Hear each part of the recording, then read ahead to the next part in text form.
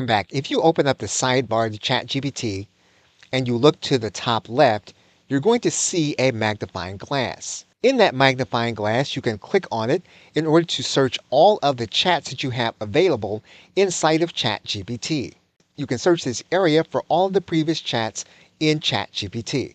ChatGPT will allow you then to find different conversations that you have had, or it will allow you to search for specific conversations with specific text in your query or in the output.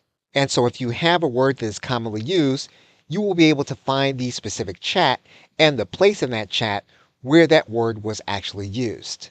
In some cases, where you have used a specific website in your query or you have received it in your results, you can look for that website in your ChatGPT account by typing in the URL. When you hover over the result, ChatGPT will actually show you the date of the actual result. And as you can see here on the right side of the menu, you will see the date of the result. So you can use the search in ChatGPT to search your entire account to find previous information, which is different from the search that allows you to use ChatGPT to search the web in your response. Okay, so with that, thanks, and I will see you in another video.